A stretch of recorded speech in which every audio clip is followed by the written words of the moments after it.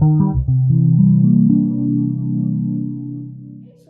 thank you all very much for being here today and for being on the Zoom for this talk. It's my absolute pleasure to be here to give this talk. So, and thank you especially to Marcus for the invitation and for Reed for organizing everything. And yeah, so from my understanding, the logic group at UConn is this interdisciplinary group that is also, that connects many different logic-related areas. So for today's talk, I tried to pick a topic that might be interesting to different areas, not only just philosophy, but maybe also linguistics and mathematics. So, and we will see, you will judge for yourself if it's really multidisciplinary of interest. But yeah, so the topic of my talk today is vague identity, a uniform approach. So let's start off with some examples or puzzles which are quite fun to me. So there are examples of cases where there seem to be two things that are indeterminately identical with one another. So let's start with this example on Mount Kilimanjaro. So let's say Sparky is an atom, mereological atom on the mereological boundary of Mount Kilimanjaro. It is vague whether Sparky is part of Kilimanjaro. So let's say K plus is the mereological fusion, meaning just the thing that is composed of the atoms that's in Kilimanjaro and also Sparky. Question, is K plus identical to Kilimanjaro? Seems kind of yes, kind of no, not sure. Another example. So this example comes from David Lewis in the 70s, I believe. So it's a simple question. Is Princeton identical to Princeton Borough? So sometimes when people use the name Princeton, they're talking about the borough of Princeton alone, but sometimes they mean Princeton plus the surrounding area. Well, obviously those are different geological regions, but is Princeton identical to Princeton Borough? Again, seems yes, seems no, seems kind of in the middle. Efficient amoeba. So suppose we have amoeba Sue splits into two, which wanders off two different directions. Now let's say Sally is the amoeba that goes to the first direction, and Sandy is the amoeba that goes to the second direction. Questions, is Sue identical to Sally, or is it identical to Sandy? Sorry for the typo here, it's supposed to be, the second Sally is supposed to be Sandy. So again, seems indeterminate. And by the way, these are screenshots of a video recording an amoeba actually spoken, which I find to be quite fascinating. Okay, we have more. So Dr. Evil. So let's say over time, we have this evil doctor who gradually wipes out all of John's past memories and mental characters and replaces them with new fabricated ones. In the end, John becomes a completely different person. But what about in the middle? So again, seems kind of yes, kind of no. And if you're a strong physicist about personal identity, there's also a version of this puzzle for you. Just change the example so that what's being gradually replaced are instead of the mental characters of John, but say the physical atoms that compose John. Okay, so this is a classical Parfit style case. And finally, we have the old classic, the ship of Theseus. So let's say the ship of Theseus S has left the harbor. As time passed on, its components were gradually replaced by new ones. And when it returned, it became a ship with completely different parts. Let's say S1 is the ship that has returned. And also, someone has collected the original parts and put them together in the original arrangement. And let's say S2 is the ship that has been made out of the old parts. Is the ship of Theseus the same as S1, or it is the same as S2? Both questions seem indeterminate to me. All right, so that's our beginning examples, and most philosophers would agree that in at least some of the above cases, there is a sentence of the form A equals B that has a semantic status in between truth and falsity, or maybe more precisely, in between outright truth and outright falsity. So I say most philosophers because whenever there's a philosophical question, there are people who have different opinions. So there will be people who believe, no, all the identity sentences in the above examples are either true to the fullest extend all false to the fullest extent. Those are the epistemicists. But because we don't have enough time to talk about every option in this talk, I'm going to ignore the epistemicists in this talk, and also because we're not at Oxford, so I don't feel obligated to address them. Anyways, so let's grant that. So grant that we have identity sentences that seem to have a middle semantic status. Okay. However, what philosophers disagree is why this is the case. Why are there identity sentences with middle semantic status? Or what is the source of vagueness in identity? So there are two popular answers. So one of the answer, which I will call the semantic theory or the semantic story for the rest of the talk, is that, well, vagueness in identity is only a matter of semantic or linguistic indeterminacy. So in the examples, for example, there are names, say Kilimanjaro, that are imprecise in what they designate or in what they refer to. So Kilimanjaro perhaps don't have one precise designator or referent, but multiple permissible ones. And it is because of that we have sentences, Kilimanjaro is identical to blah, that has a middle semantic status. The identity relation on objects that exist, however, it's perfectly precise. There's no vagueness in identity in the world with the thing, there's only vagueness in the language. In recent years, people have been defending a different theory or a different story, which I will call the ontic theory. So on this view, vagueness in identity is ontic or wordly indeterminacy. The identity relation among objects in the world itself is vague. That is, there exists at least one pair of objects in the world such that it is indeterminate of them, whether they're identical. Vagueness in identity, at least in some cases, is a matter of what the world is like, not a matter of how we use language to designate entities in the world. All right. So here's my plan for today's talk, or for the rest of today's talk. So I'm going to use a very special kind of many-valued models, the Boolean-valued models, which I will explain to you all what they mean in a moment, to construct a many-valued semantic framework for vague identity. And the special feature of my semantic framework is that, contrary to the alternatives, it is flexible in that it is compatible with both the semantic and the ontic theory. So it's not my goal today to defend one theory over the other. Rather, I want to build a logical framework or a semantic framework that works for us. I will argue that it has many other benefits too, compared to the alternatives. And I will discuss the Evans argument in the end. So it is an argument that is against the very conceptual possibility of vague identity. Okay. So I'll have to start with some mathematical definitions for introducing the Boolean-valued models. But since it's a logic group, I think I don't have to apologize for doing that. Okay, so this is just a very quick reminder of what a Boolean algebra is, because that's going to be what is used in constructing those models. I mean, a lot of you have definitely already know a ton about Boolean algebras, so excuse me for having to be repetitive. So basically, a Boolean algebra is just a particular kind of partial order that has some features. So one feature being that it's a lattice. So for any two elements in the algebra, they always have a least upper bound, or sometimes people call it a join, and a greatest lower bound. Sometimes people call it the meet of the two elements. Well, it's also a bounded lattice, meaning that it has a greatest element 1 and the least element 0.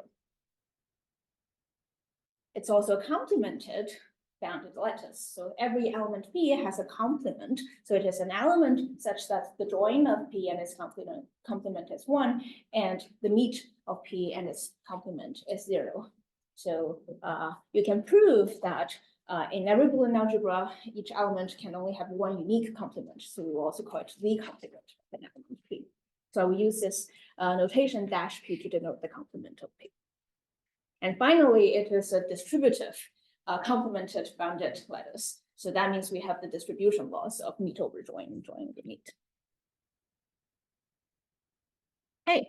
And we say that a Boolean algebra is complete if and only if each subset has the least upper bound with respect to the partial order, or equivalently, each subset has the greatest lower bound with respect to the partial order. We'll have to make use of complete Boolean algebras in constructing the models because we need them for evaluation courses for the quantifiers, which we'll see in a moment. So these are some examples of some finite Boolean algebras. There's the 4-element one, 8-element one, so on and so forth. Of course, you don't have to have a finite Boolean algebra or a complete Boolean algebra. You could have infinite ones. This is just to give you a little sense about what they look like. Okay, so the idea is that, well, we all know that in classical models of, say, first-order languages, we have two truth values, 0 and 1. And they, in fact, form the smallest non-trivial or non-degenerate complete Boolean algebra. So in the classical models, the logical operations are interpreted as algebraic operations over 2, understood as a small complete Boolean algebra. So conjunction as the algebraic meet, disjunction as join, negation as complement, so on and so forth. So that's why in the notions for the operations of Boolean algebra, I use the same notations for conjunction, disjunction as for algebraic meet and joins. So there's nothing really special about using, or at least to me, about using the two-valued Boolean algebra for this whole construction to work. So a natural idea to generalize the two-valued models is to allow the use of any complete Boolean algebra to serve as the value range of the model, and still use the same idea to interpret the logical connectives and quantifiers, and this gives rise to the Boolean models. Now, so the general idea is that in a Boolean-valued model, the range of the truth values can be any complete Boolean algebra, not just the two-element one. So if you take a complete Boolean algebra that is larger than 2, you will have more elements than just 0 and 1.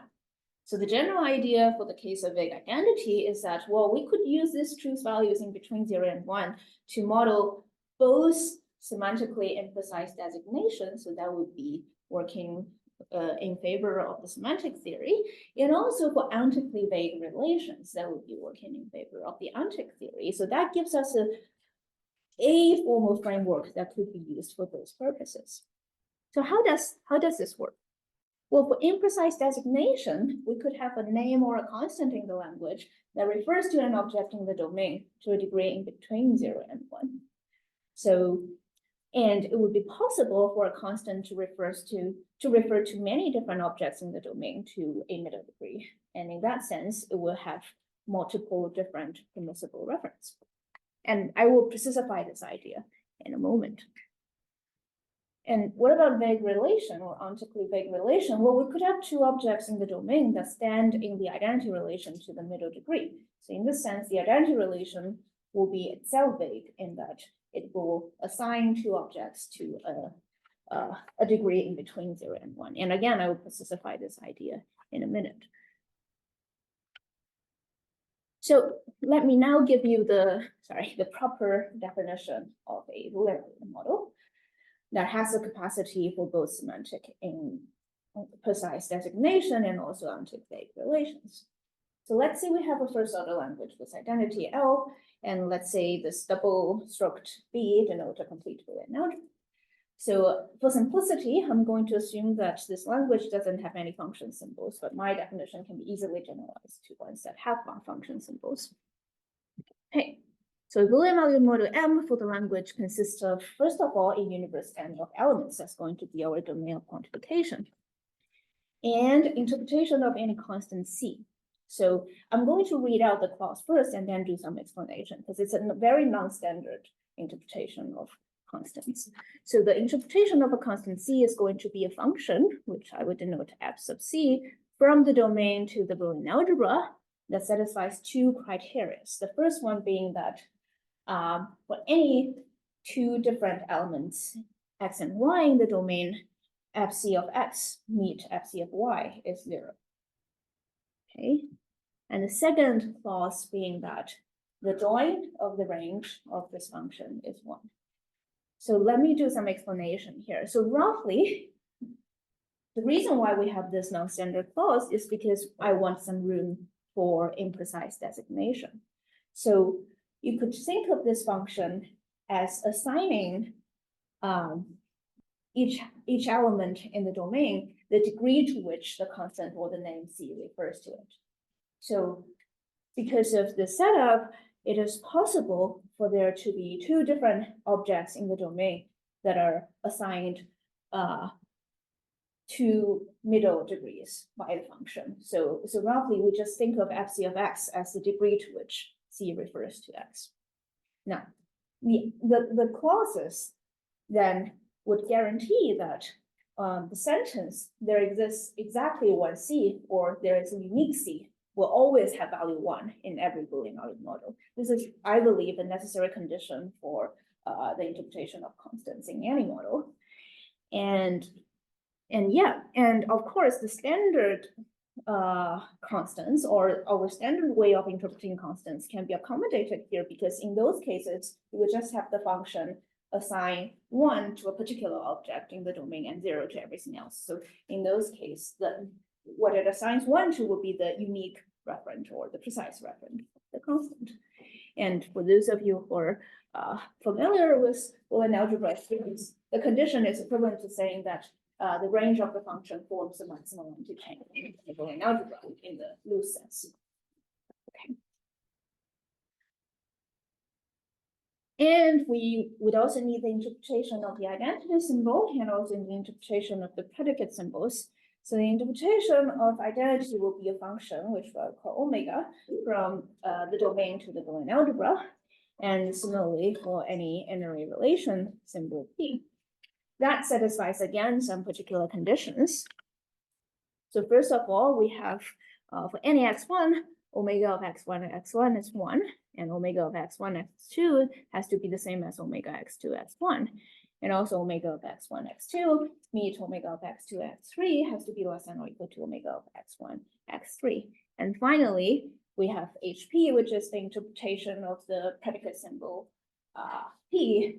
So let's say P is a unary predicate symbol. In the special case, then HP of X meet omega XY has to be less than or equal to HP of Y. So these clauses are for the purpose of guarantee that the principles of identity, including reflexivity, symmetry, transitivity, and in particular, and most importantly, Leibniz law, will be satisfied in any Boolean model.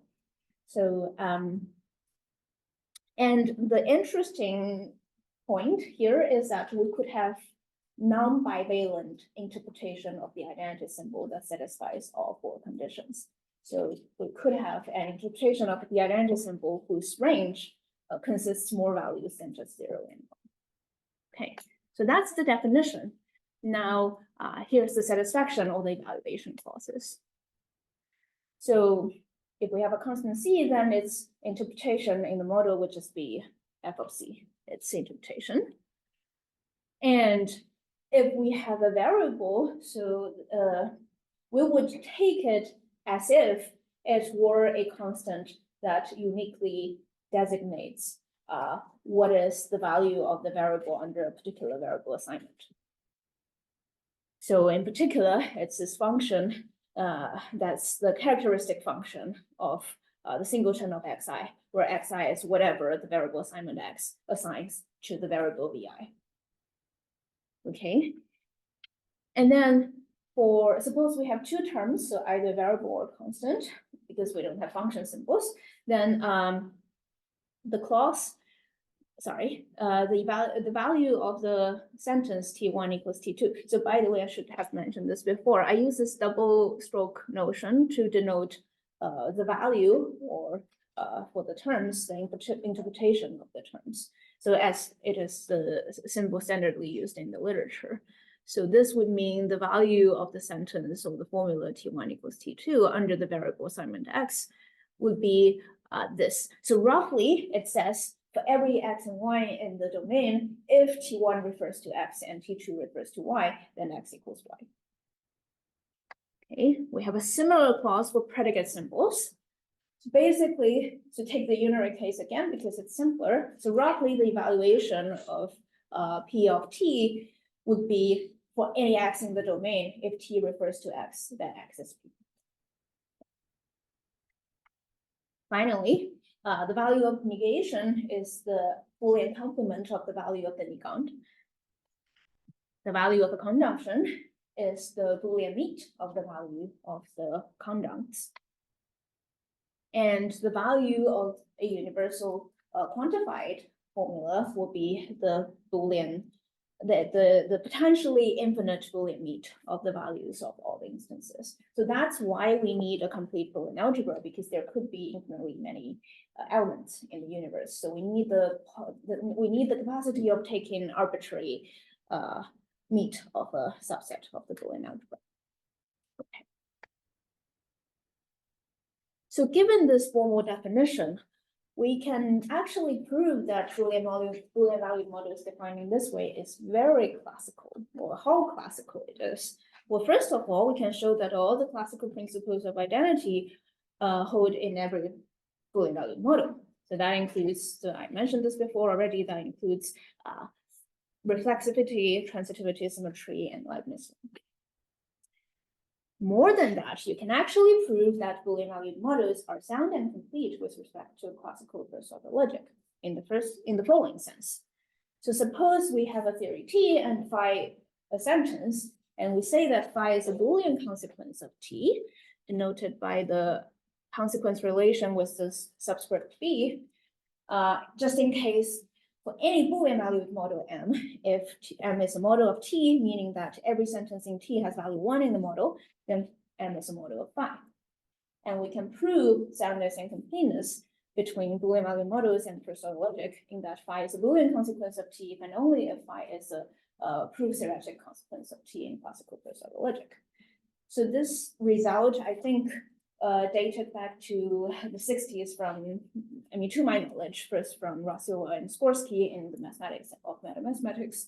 But in another paper of mine, I sort of strengthened this result to some extent. If people are interested, we could talk about it more during the Q&A. But the point here is that, well, we have full classical logic with Boolean-valued models. So even though we don't have bivalence, we still have classicality in that sense.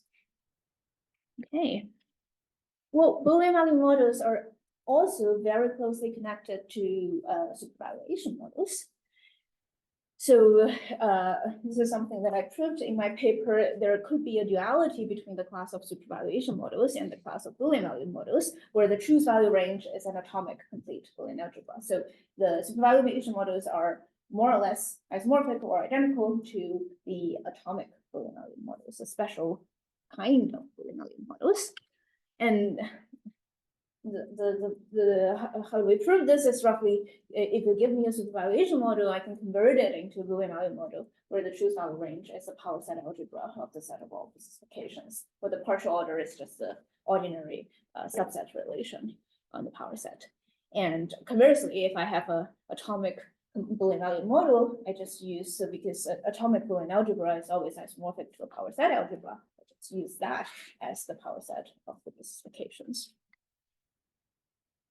So what I sometimes like to think of the Boolean-valued models is that they are, in some sense, a degree theoretic truth function version of supervaluationism. So they different from the standard presentation of supervaluationism in that, well, all the logical connectives, the evaluation for them are defined truth functionally. So we do have compositionality in Boolean-valued models. Also, it's degree theoretic because I want to think of the Boolean elements between 0 and 1 as truth values in between 0 and 1.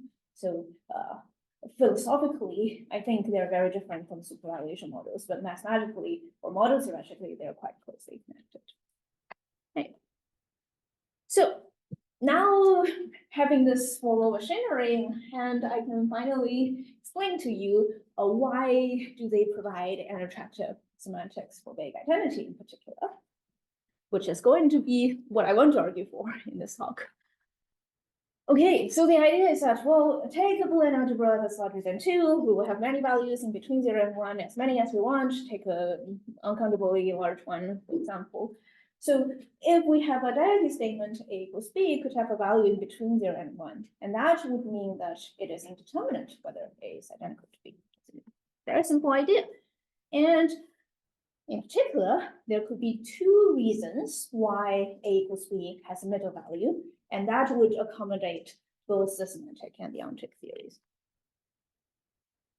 So the first reason being that we could have the identity symbol denote a fully bivalent relation, meaning that it is an interpretation of the identity symbol whose range only has 0 and 1. But we could have the constant A, N, or B has more than one permissible referent, whereby a permissible referent of A, I mean an object X in the domain, such that the interpretation of the constant, this function, when applies to X, gives us a non-zero degree, a degree that is larger than 0. And the point here is that we could have multiple different permissible referents in this sense for a constant. Okay, so that's one reason why the sentence could have a middle value, but there could be a different reason, and the different reason being that we have both constants A and B being precise designators in that they only have one unique permissible referent, so the function that interprets them assign 1 to one particular object but 0 to everything else. However, it is the identity symbol that denotes a non-bivalent relation, and by non-bivalent, I just mean the range contains more than just 0 and 1. Okay. So let me introduce some more definitions just to facilitate our future discussion. So I will call C, where C is a constant, a precise designator in a model M, if and only if for some X in M, the interpretation of C assigns 1 to X. And given our clauses on the interpretation of constants, this means that for every other element in the domain, FC assigns 0 to. Okay, so when C is a precise designator, it has only one permissible referent in the sense that I just described. And I will call C an imprecise designator if it's not a precise one. And I will call M a rigid model if and only if every constant is precise in the model, and a non-rigid model if it's not rigid. And I will call the semantic models the non-rigid models where the identity symbol denotes a bivalent relation. So as the name suggests, these are going to be the models that are tailored for the semantic story. Parallel to the semantic models, I will have the ontic models to be the rigid models where the identity symbol denotes a non-bivalent relation. So these are going to be the models tailored for the ontic story of the identity. Okay, so let me just illustrate the whole idea of how we use Boolean-valued models to modeling vague identity via a very easy toy example. So let's just go back to the very first example that I introduced in the list of examples at the beginning of the talk, but a much simpler version of that. So suppose we have everything made of mirror-logical atoms, and suppose for simplicity that S or Sparky is the only atom such that it is indeterminate whether it is part of K, Kilimanjaro. Okay, so of course this is an idealized, non-realistic assumption because certainly there could be multiple different atoms that are vaguely part of Kilimanjaro, but let's just grant that for the case of this example. Okay. So then I will let K minus be the mirror-logical fusion of the atoms that are determinately part of K. So every atom that is part of K that is different from Sparky, basically. And I will let K plus be the mirror-logical fusion of everything in K minus plus S. Okay, so K minus and K plus only differs in what the Sparky is part of. And let's try to evaluate the identity claims. Kilimanjaro is K minus and Kilimanjaro is K plus. Okay, so what would be a semantic model or a model for a semantic theorist for this toy example? Well, it's going to look like something like this. So here I'm going to have the circle enclosing the domain of the model. So here we have two elements in the domain of the model, which I use the bolded K minus K plus to represent. And outside the circle, what we have here will be the language. So I'm only focusing on the constant K in this case. Now this double-lined arrow here will be representing the identity relation among objects existing in the domain of the model. So here we just have k minus, k plus identical to the degree 0. So the 0 in the middle will be representing the degree to which they're identical on the side of the model. And this dotted line will be the degree to which the constant refers to the object in the domain. So k refers to k minus to the degree dash p, and k refers to k plus to the degree p, where p and dash p are Boolean values. Okay, so in this model, all that exists are the sharp fusions k plus and k minus. The world on itself, so if you forget about the language part, just only looking at the circle and the relation between what's in the circle, is perfectly precise. The identity relation on the objects in the domain is bivalent. So I'm assuming that every object in the domain is identical to itself to the degree 1. So if you think of the domain of the model as what really exists, or the ontology zone, then everything in the ontology zone is precise. Vagueness arises, however, when we try to map terms in our language to objects in the world. In this case, the name or the constant k is an imprecise designator with both k plus and k minus as its permissible reference. So here I'm assuming p is a middle value in between 0 and 1. So if p is a middle value, then its complement is also a middle value. Okay, so in this model, we can actually calculate that the conditions that we impose on the interpretation of k would guarantee that, well, first of all, there exists a unique Kilimanjaro that's going to have value 1, true to the full degree in the model. And also for the identity claims, k equals k plus will be true to a middle degree, namely p, and k equals k minus will also be true to a middle degree, namely dash p. So we have, I think, some desirable conditions. We have there exists only one Kilimanjaro, fully true. We also have the indeterminacy or the vagueness of the identity claims, representing by their being true to a middle degree. Okay, so that's the semantic case. What about the intended model for the ontic theorist? Well, so a model could presumably looks like something like this. So as you can see, it differs from the previous case in that we have a larger domain. So now, in addition to just the the sharp fusions k minus and k plus, we also have a third object k. And the identity relation among objects in the domain becomes a non-bivalent relation. So we have k is identical to k minus to the degree dash p, and k is identical to k plus to the degree p. So those are, so this is the relation that interprets the identity symbol. So it's a non-bivalent relation that we're using here. However, there's no indeterminacy in reference. So consider the constant k, it refers to the degree 1 to this our object k. So it's a precise designator. Now, same as before, we can calculate some sentences that we are interested in. So we will get the same result, actually. So there exists a unique k still to the degree 1, and the identity claims k is identical to k plus, still to the degree true to the degree p, and k is identical to k minus, still to the true to the degree dash p. So as you might wonder from this presentation of the toy example, so there seems to be many sentences involving identity that we are interested in seem to receive very similar values, or in this case, identical values, for both the semantic model and the ontic model. Is that the case in general, or in general, what is the mathematical connection or model theoretic connection between semantic models and ontic models? Well, I'm assuming that you're interested in this question. So to answer that question, I need some further definitions and results. So first of all, I'm going to, so let's say we have two Boolean-valued models or two B-valued models if we have the same value range B, M and N, where the domain of N is a subset of the domain of M. So I will call an elementary submodel of M, just in case for any formula phi, any objects in the domain of N, the value of phi applying to these objects in N is the same as the value of phi applying to these objects in M. So this is just the very general extension of the notion of an elementary submodel in two-valued model theory.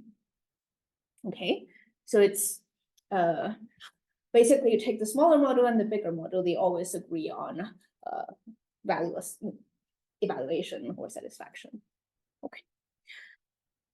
Here's a notion that you probably haven't seen before. So I'm going to call N a super elementary submodel of M, just in case N is a elementary submodel of M, and for any language L prime that expands L, any expansion M prime of M to the larger language M prime, which is a submodel of M prime generated by the subset N, is an elementary submodel of M prime. So this is a very strong notion. It means that if N is a super elementary submodel of M, then no matter how we increase our expressive power, no matter how many more constants, predicates, whatever that we add to the language, we cannot possibly differentiate between the submodel and its extension. So as you might be expecting now, so this notion is trivial in the two-valued case. So in the two-valued case, if we have a model being a super elementary submodel of another, then they're isomorphic or maybe identical in a certain sense. But the interesting thing is that in the Boolean-valued case, it's not a trivial notion. So there are non-isomorphic models where one is a super elementary submodel of another. Okay, now we can prove what being a super elementary submodel amounts to. So I need another definition. Please bear with me on that. This is close to the last few ones. So I'm going to call an element X in the domain of the model a total mixture of a bunch of other elements, the yi's, with respect to a maximal anti-chain on the Boolean algebra. So let me denote that by the pi's, just in case for any small I in the index set, pi is less than or equal to the degree to which X is identical to yi. So figuratively, you can think of this X as being cooked up by all the y's. How do we cook it up? Well, that's following the recipe given to us by the maximal anti-chain, the pi's. So it's take pi portion of yi, so p1 portion of y1, p2 portion of y2, etc., and you sort of cook up this mixture or this pie-like thing maybe, and that would be the total mixture. And suppose N is a submodel of M, then I'm going to call M a mixture extension of N, or equivalently, N is a mixture basis of M, if and only if any X in M is a total mixture of some elements in M with respect to some maximal anti-chain. So for those of you who know about this, so this is kind of similar to the notion of mixture that people use in Boolean-valued forcing. So Boolean-valued models in set theory can be used to do forcing. So in that context, people use a similar notion of mixture. Okay. So the next result is going to show that being a mixture basis is equivalent to being a super elementary submodel. So we need a lemma for the result. So N is a mixture basis of M if and only for any X in M. The join over all Y in N, the smaller model, over X, the value of all X equals Y is 1. So I think in proving this lemma, you would need axiom of choice, or at least the way I can see to prove the lemma would require the axiom of choice, but I'm not sure if you can do without. So if anyone could help me with a choice-free proof of the lemma, I would be incredibly grateful. But anyway, so if we have the lemma, if we have choice, I mean, model theory in general, it's not that horrible to have a choice, to be relying upon a choice principle anyways. So given the lemma, we can prove that N is a mixture basis of M in the sense defined in the previous slide, if and only if N is a super elementary submodel of M. Okay, so that result shows us that mathematically, the semantic approach or the semantic models and the ontic approach or the ontic models are not that different in the following sense. So if an ontic model has a classical mixture basis, then it's always going to have a super elementary submodel that is a semantic model. So as I mentioned, being a super elementary submodel is very, very strong. It means no matter how we increase our expressive power, we cannot differentiate between the two. So an ontic model, if it has a classical basis, it's always going to have a semantic model that's basically non-distinguishable from it. or at least from a first order perspective. Also, for the other direction, every semantic model will have a super-elementary extension that is an ontic model. So the connection goes both ways. The semantic models cannot be differentiated from the ontic models either. Okay, so I think, so for example, going back to the toy example, the toy semantic model that I presented is a super-elementary submodel of the toy ontic model that I presented. So they are really closely connected. So I think the model here is that from a model theoretic or mathematic point of view, the two kinds of models, or the two kinds of models generated by the two kinds of philosophical theories are really hard to be distinguished from one another. However, I do think philosophically they're quite different. They disagree on, first of all, what is allowed in the ontology, and second of all, whether reference is determinate or not. Having said that, sometimes I find myself wondering, are they really that different, philosophically speaking? So this is something that I'm trying to wrap my mind around now. So basically, I think if you're someone who has a very idiosyncratic theory of metaphysics, you might think the mathematical results shows that philosophically, they're all still quite similar to one another. So for example, if you're someone who has a very thin notion of ontology or objecthood, someone like Xinhe, or maybe someone even more extreme like Augustin Ryle. So you might think, well, the mathematical results just shows the two different ways of carving up reality into objects are more or less the same. So in that sense, the philosophical theories are not that different from one another either, something along those lines. But this is something that I haven't fully thought through yet. So if we were interested, we could talk more about this during Q&A. But yeah, so that's at least the mathematical connection between the two. All right, so I think I have at least provided some arguments for the claim that Boolean-valued semantics provides a uniform framework for both the semantic theories and the ontic theory. At least we have resources to deal with both ideas. Now, I think that is a great advantage of the Boolean-valued models for two reasons. First of all, it shows that the debate about the nature of vague identity is really a philosophical one, not a formological mathematical one. So in the end, I do think it shouldn't be the job of the formal machinery to decide the philosophical nature of vague identity. It should be the philosophers who decide on that. And it should be the logician's job to build a formal machinery that accommodates the best philosophical theory. So if we have a neutral framework, we, at least no matter what's the best philosophical theory that comes out in the end, we already have a formal machinery for that. That's nice. And second of all, I think it makes it very naturally gives rise to a hybrid view, where some cases of vague identity are of an ontic nature and some cases of vague identity are of a semantic nature. This is the view that I find myself most inclined to accept. Because if you go back to the beginning examples, I think it's quite obvious that some examples are semantic examples, like David Lewis' example on Princeton, and some examples not quite so. Perhaps the example of the Parfit style cases, like the one on Dr. Evo and Zhang, or the Miva cases, where I think it's not, I'm not quite sure it's just a semantic issue. Okay. So famously, there are many, many alternatives when it comes to alternative semantic framework to deal with vagueness. And you might ask, why not the alternatives? Why prefer Boolean-valued models over, say, fuzzy-valued semantics or valuationism? Already mentioned valuationism. Well, I think, or at least when it comes to providing a uniform framework for both the semantic and the ontic theory, Boolean-valued semantics performs better than the alternatives. So in particular, comparing to supervaluationism, so I think supervaluationism works decently well with the semantic theory.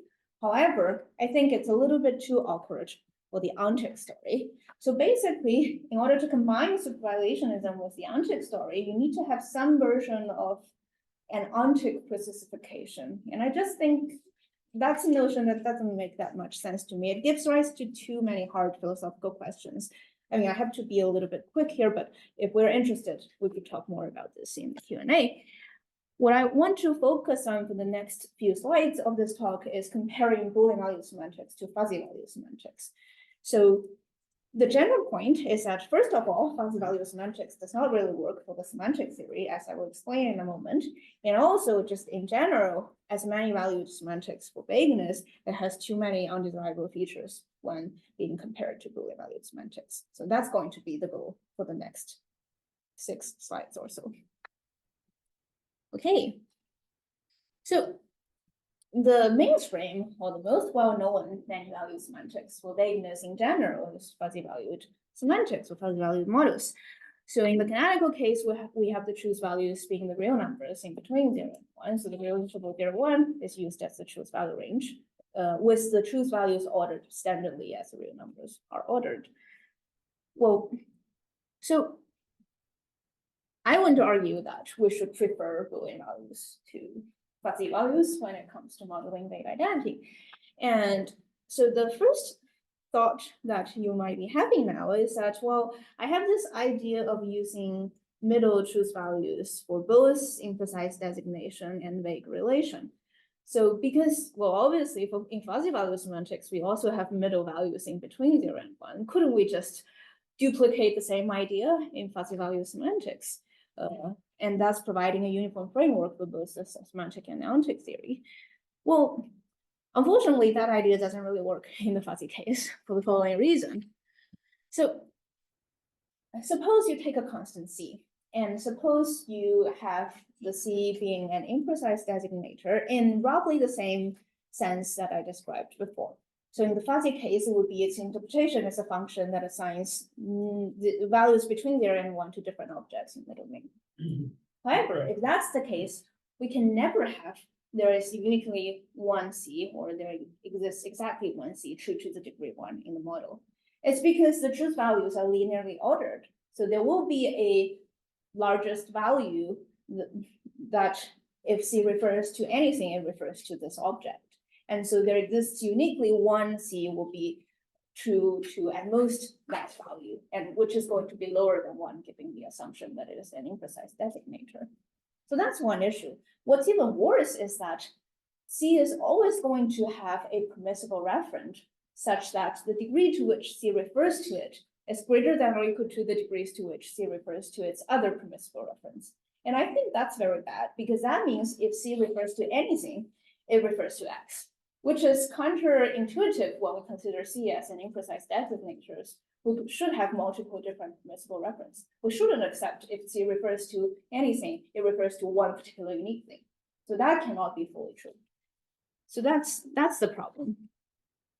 So that's why I think it doesn't really work with the semantic theory. And so if we move to fuzzy value semantics, we would lose uniformity. And as argued in the previous slide, I think that's a virtue to have.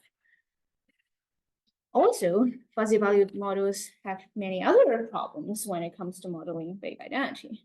So first of all, unlike fuzzy value semantics, there are incomparable middle degrees under Boolean value semantics. That means there are values in between 0 and 1 in a Boolean algebra such that neither the first one is greater than or equal to the second one, nor the second one is greater than or equal to the first one.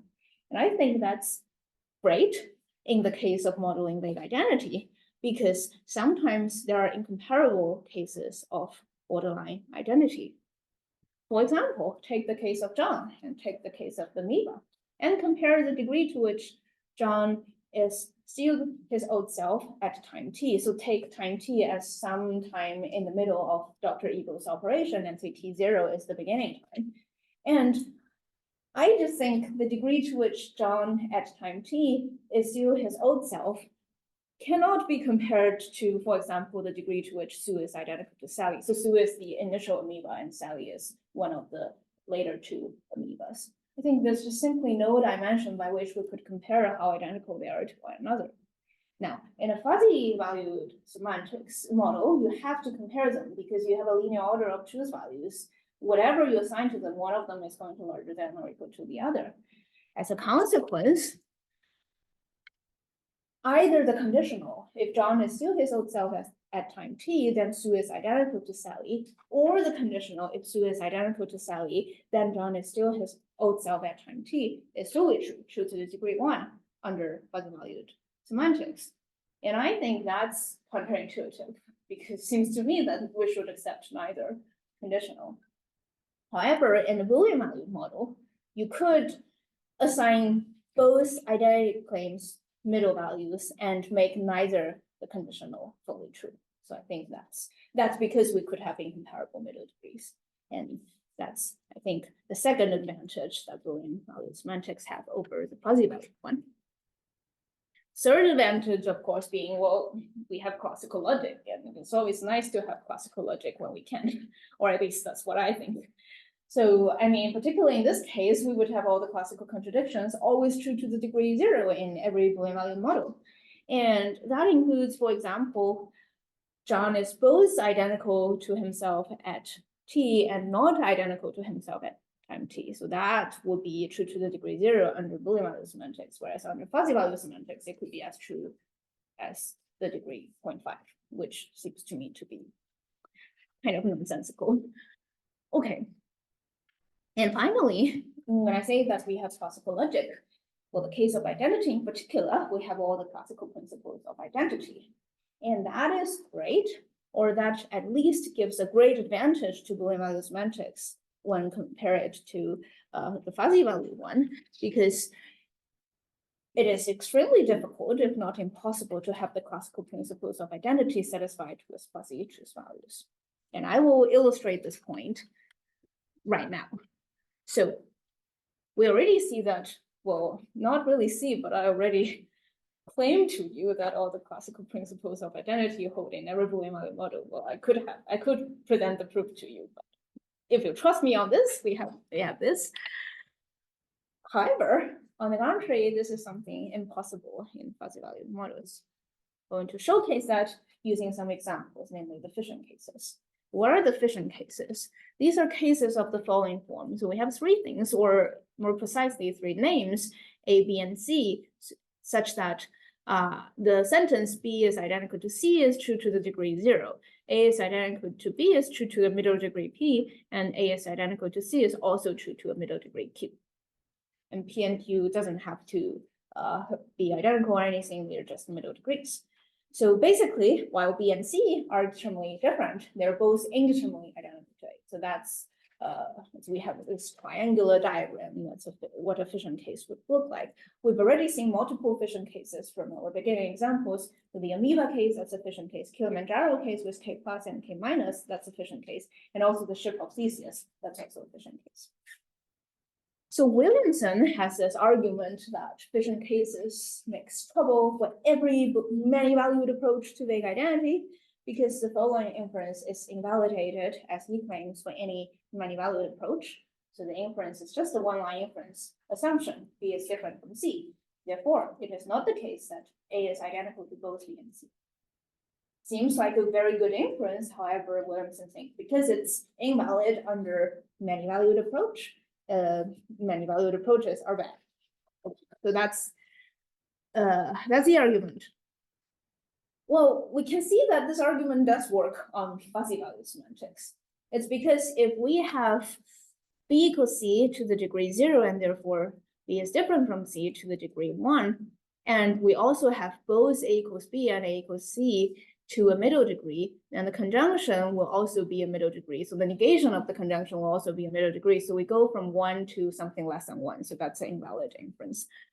And for exactly the same reason, both transitivity of identity and Leibniz law would fail for the fuzzy-valued semantics. Nevertheless, Williamson's argument doesn't work on Boolean-valued semantics, as it is always the case that the meet of A equals B and A equals C has to be less than or equal to the degree to which B is identical to C. So as a result, the degree to which B is different from C has to be less than or equal to the degree to the negation of the conjunction. So the inference always has to be valid in Boolean-valued semantics. And yeah, so we avoid an objection that can be made to many-valued semantics. And I think that gives me the last advantage I could think of why we should prefer Boolean truth degrees in the case of vague identity. Okay, so let me probably just use a few minutes to quickly talk about Evans' argument, not go into all the details, but I think it's an interesting one. So in the literature on vague identity, there's this classical problem, the Evans argument, that challenges the very possibility or the logical possibility of vague identity. So to formalize this argument, we need a little bit more resources beyond the first order languages. So we need, in particular, a determinately operator, which I'm going to denote by this triangle here. We also need the lambda operator, which is the canonical operator that transforms formulas to predicates. Okay, so the assumption is that K and K plus, so I'm just going to use the case of Kilimanjaro for demonstration. So the assumption is that K and K plus are indeterminately identical, so not determinately identical. Okay, and then we use lambda abstraction on 1 to get K has the property, or K satisfies the predicate of being indeterminately identical to K plus. Okay, and as an assumption that everybody takes, or as an axiom, K plus is determinately identical to itself. So we use lambda abstraction on 3 and get K plus satisfies the predicate of being being determinately identical to itself. So that's line 4. And finally, we just need some sort of predicate version of Leibniz law for any predicate P for anything. If they're identical and one of them satisfies a predicate, then the other one satisfies the predicate as well. So here I'm sort of using a second order quantification here, but there's no need for that. I'm doing this simply for simplicity. You could just have the schema version of Leibniz law. And because we have K plus satisfies being determinately identical to K plus, whereas K doesn't satisfy being determinately identical to K plus, we have K and K plus are different. So this argument at face value does not give us an outright contradiction. So line 1, the beginning assumption and the conclusion are not directly contradicting each other. However, I think it's still pretty bad for someone who likes vague identity. The reason why is that, well, when we add a determinately operator like this, people would think that we create it is a modal-like operator, so we should need to add modal style axioms governing the behavior of this operator. And as long as the modal logic of the determinately operator is as strong as either K5 or KB, we can derive a contradiction. Moreover, if it's just as strong as K, which I think everybody should accept, then this argument entails that there are no determinate cases of vague identity, which is, I think, bad enough for supporters of vague identity. Because if you go back to the original examples, you do think, well, for the case of John or the case of the amoebas, they are obvious cases of vague identity. Then this argument is telling you, no, there cannot be any obvious cases of vague identity. Okay, so I think any supporter of vague identity cannot accept that the argument is sound. So what's wrong? So to really address this argument, we need to have a little bit more formal machinery, because if we only have the first order language, we have no resource to deal with either the determinant operator or the lambda operator. So here's one way of going beyond first order logic. So let's say again, we have a Boolean-valued model M. Here's a way of expanding M to a model of the extended language. So for the lambda operator, we just basically have the interpretation of lambda v phi v be this function that assigns to any x the degree to which x is phi. So that's the interpretation of the lambda operator. And for the determinately operator, here I use a very simple interpretation. So basically, determinately phi is 1 if phi is 1, and determinely phi is 0 if phi is not 1. So it's an operator that tells you if phi is true to the degree 1. Okay. So we can prove that the determinely operator interpreted in this way will have the logic as well. So it's very strong, and you might think, well, it's a little bit too strong for serving as the logic of determinately. That's fine. So I'm having this interpreted this way here for simplicity, because in this way I could have this be a Boolean function that takes Boolean values to Boolean values, and which is extremely easy to deal with. Now, if you believe the logic of determinately properly should be something less than x5, we would presumably need to do a proper possible word semantics for the determinately operator, where we have each possible word be a Boolean value model, and they are connected in some way by some accessibility relation. So this, I think, is an interesting research project on its own, but it's one that I haven't fully explored yet. But for the purpose now, I think it's fine to assume that we have S5, because you could just take a very particular case of vague identity, say the case of John or the Vilas, and you could have the determinately operator on that case in particular as S5, which I think is fine, given that if it's a determinate case of vague identity. Okay. Now, so the semantic theorists and the ontic theorists, we need very different strategies to respond to Evan's argument.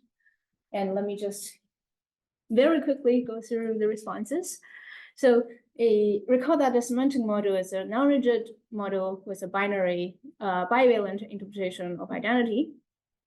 And if we expand the semantic models to a model of the language with determinately operator and lambda operator, we would get the following results. First of all, we would have the full strength of Leibniz law for any formula in the expanded language. So for any phi in the expanded language, we would have the instance of the Leibniz law hold in any semantic model. Second of all, we would have the lambda abstraction or the beta equivalence principle on the lambda operator, which is good. However, we would lose the standard version of universal instantiation. In particular, it does not hold on imprecise designators. So for example, if we go back to the toy model, then we'd have determinately k plus k plus be true to the degree 0. However, k has the property of being determinately identical to k plus. That will be true to the degree p. So that particular instance of the beta equivalence principle is going to fail on k. So and the trouble is precisely we cannot instantiate the beta equivalence principle by k plus. By k, because k is an imprecise designator. However, we do have a weaker version of universal instantiation that is as follows. So we can go from everything is phi to if C is a precise designator, then C is phi, roughly. Okay, so that tells us how we resolve the argument logically. So basically, because universal instantiation does not hold on an imprecise designator like k, we cannot go from step 1 to 2 in the argument, because there we use lambda abstraction or beta equivalence on k. And what they do there is basically similar to puzzles about contingent identity that arise from the existence of non-rigid designators are solved or dissolved in modal context. So they could argue that determinately it's a modal-like operator, and correspondingly imprecise designators behave very much the same as non-rigid designators. So we just use the same kind of solutions for both cases. Okay. What about the ontic people? Well, they don't have the same solution available to them, because for them, every constant is a precise designator. And again, recall that suppose we focus on the rigid models with non-bivalent identity relations. So parallel to the previous results we have in ontic models, we will have the full beta equivalence principle. We also have the standard universal instantiation rule, contrary to the semantic case. However, we don't have Leibniz law in its full power anymore. So once we allow phi to quantify over every formula in the expanded language with determinately operator and lambda operator as the new extra logical symbols, then we lose full Leibniz law. So in particular, in the toy model, this instance of the Leibniz law would not be fully true. Sorry, would not be fully false either, but would not be fully true. So basically, yeah, we could talk about the example if we're interested in the Q&A. In fact, we can show something that we can show this result that if we have the full power of the Leibniz law in the expanded language, then that's going to happen if and only if we have identity being interpreted as a bivalent relation in a model. So so it's not just about the ontic models, but once you have a non-bivalent identity relation, you lose the full power of Leibniz law once you add those new operators. Okay. Now, so logically, we can easily understand how the argument is blocked now for the ontic people. It's because, well, we don't have that particular instance of Leibniz law. That is the second to the last line of the argument. However, you might think, well, this is the logic solution, but philosophically, that puts the ontic supporters into a very bad position. If we don't even have Leibniz law, how could you even argue that whatever the identity symbol denotes, it's an identity relation? Well, I think there are some ways for them to get out of the trouble. In particular, they could argue that it still picks out a genuine identity relation. Why is that? Well, it's because there are some weaker versions of Leibniz law that would still hold for the ontic people. And in particular, this is the one that we already see. So if any phi in the pre-extended language, we still have every instance of the Leibniz law. And I think they could say something along the following lines. So roughly, for a relation to be a genuine kind of identity, it only needs to satisfy the Leibniz law, restricted to the proper ontological properties. And what are the proper ontological properties? They are those expressed by predicates in the original language. And once we add, so basically, I think what they need to say is that the determinately operator gives you formulas that don't genuinely express properties, maybe for the reasons of that they're representational in its nature, so it's really not ontic. Something along those lines. So this is not a argument that has been used in other places. For example, in the literature on composition as identity, so people would say that, well, properties involving how many things there are is not a genuine ontological property, so they should not feature into Leibniz law. So as long as the identity relation satisfies some version of Leibniz law that makes sense, then it suffices for being a genuine kind of identity relation.